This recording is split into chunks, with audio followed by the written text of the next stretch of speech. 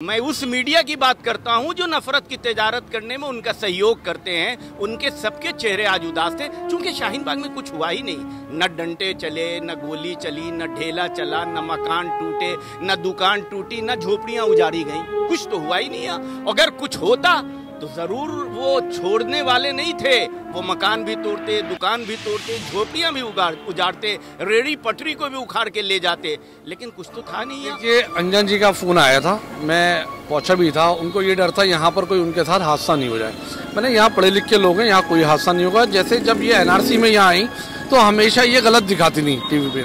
मेरी बातचीत हुई जब यहाँ एनआरसी में शाहीन बाग प्रोटेस्ट में आई तो मैंने उनको औरतों में गुदेर दिया स्टेज के बैक साइड में। जब वो औरतों से मिली, उन्होंने बातचीत करी तो उनके आंसू आ गए। तो उनको हकीकत जब पता चली ये लोग वो लोग नहीं है जो हमें बताया जाता है। 500 रुपये में बिरयानी मिलती है, औरतें आती हैं, फलाना फलाना, इन्होंने गलत चीज़ें मीडिया में चलाई थी। जब इनको ये बात, जब मैंने औरतों में गुदेड़ा, उनकी बातें इन्होंने सुनी तो इनको रियलाइज़ हुआ हाँ ये लोग सही हैं। तो फिर पूरी बात, फिर बाद में वो रोई भी। फिर जब से आज तक ने सही दिखाना शुरू कर दिया था, मगर फिर उसके बाद वही हालत हो गई आज तक की हम लोगों के खिलाफ।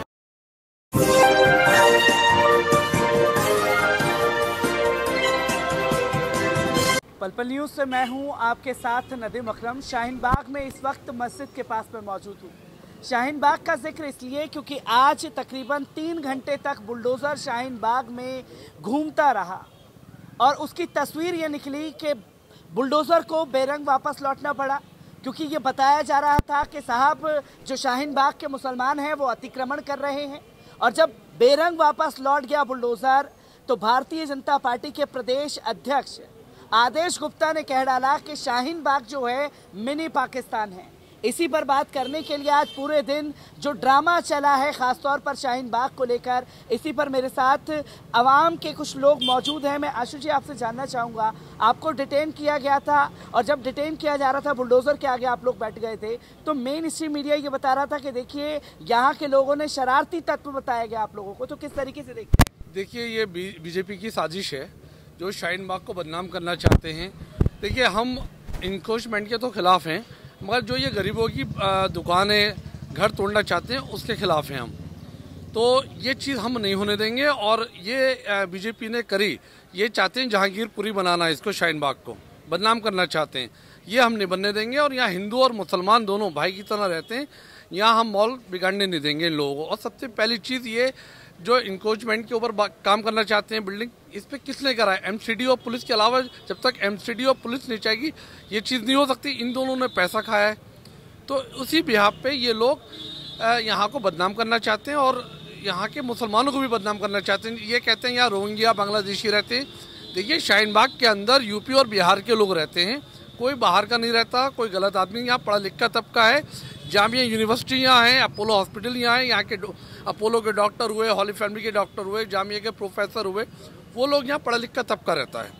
ये चीज़ जो बीजेपी करना चाहती है, यहाँ का माहौल ख़राब करना, हम नहीं होने देंगे।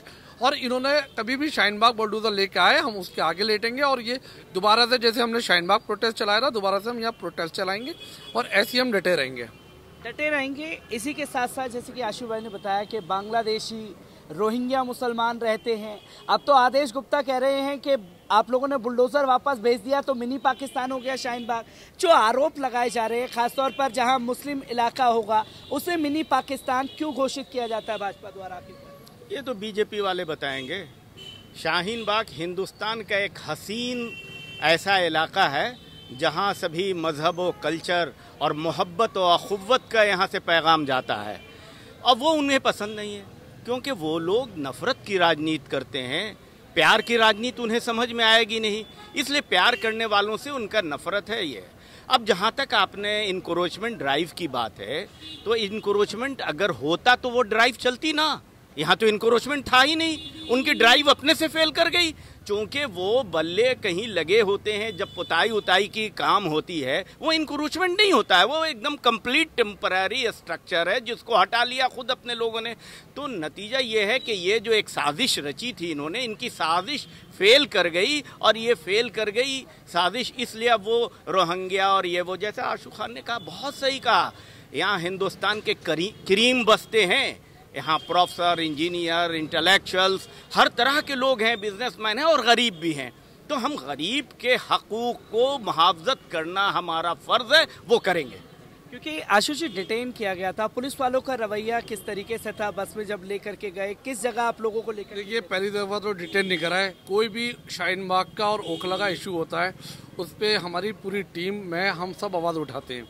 हम गरीबों की आवाज़ उठाने वाले लोग हैं, कोई हम गलत काम करने वाले लोग नहीं हैं। इन्होंने हमेशा मुझे L18 से लेके शाहीन बाग प्रोटेस्ट से लेके NRC से लेके अब तक इन्होंने हमेशा डिटेन करा है, अरेस्ट भी करा है, केस भी लगाए, फर्जी केस लगाए मेरे ऊपर।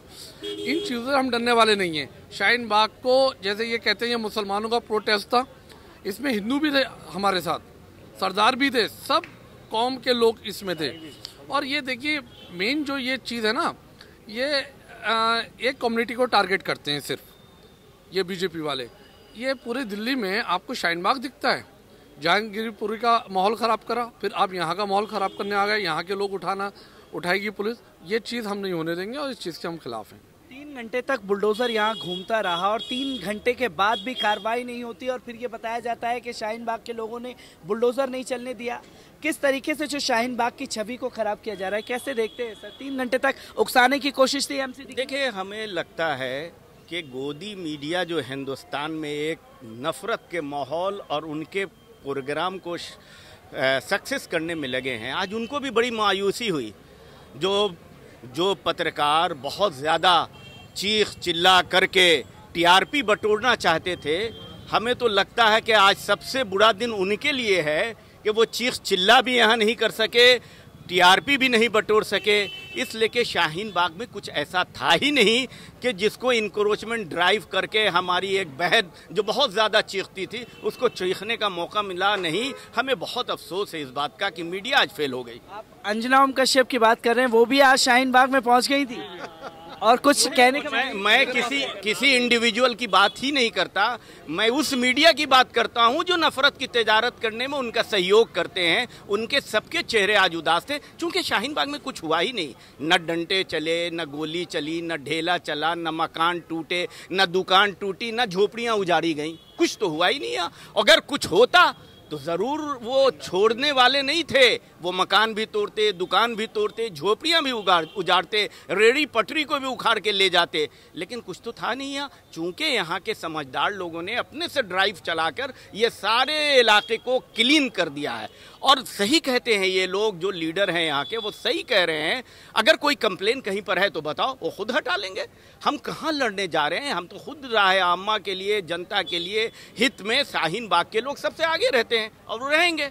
जी, अंजना ओम कश्यप आपके पास आई, जैसे कि आपने बताया, तो जो आज माहौल था, क्योंकि जहांगीरपुरी में देखा कि खुद बुलडोज़र पर चढ़ करके बुलडोज़र चलवाया जा रहा था, आज वो मौका अंजना ओम कश्यप को यहाँ नहीं मिल पाया। देखिए, अंजन जी का फ़ोन आया था, मैं पहुंचा भी था। उनको ये डर था यहाँ पर कोई उनके साथ हादसा नहीं हो जाए। मैंने यहाँ पढ़े लिखे लोग हैं, यहाँ कोई हादसा नहीं होगा। जैसे जब ये NRC में यहाँ आई तो हमेशा ये गलत दिखाती नहीं TV पे। मेरी बातचीत हुई जब यहाँ NRC में शाहीन बाग प्रोटेस्ट में आई तो मैंने उनको औरतों में घुसेड़ दिया, स्टेज के बैक साइड में। जब वो औरतों से मिली, उन्होंने बातचीत करी तो उनके आंसू आ गए। तो उनको हकीकत जब पता चली, ये लोग वो लोग नहीं है जो हमें बताया जाता है 500 रुपये में बिरयानी मिलती है, औरतें आती हैं, फलाना फलाना। इन्होंने गलत चीज़ें मीडिया में चलाई थी। जब इनको ये बात, जब मैंने औरतों में गुजरा, उनकी बातें इन्होंने सुनी तो इनको रियलाइज़ हुआ हाँ ये लोग सही हैं। तो फिर पूरी बात, फिर बाद में वो रोई भी। फिर जब से आज तक ने सही दिखाना शुरू कर दिया था, मगर फिर उसके बाद वही हालत हो गई आज तक की हम लोगों के खिलाफ चलने की। शाहीन बाग को क्यों आप बदनाम करना चाहते हो? एक पोर्टल चैनल है, उसने आने के बाद जुम्मे के दिन अपने आप हायर करके आया 15-20 लड़के। वो बाहर के थे, नॉन मुस्लिम थे, क्या थे मुझे नहीं मालूम, मगर ओखला के नहीं थे।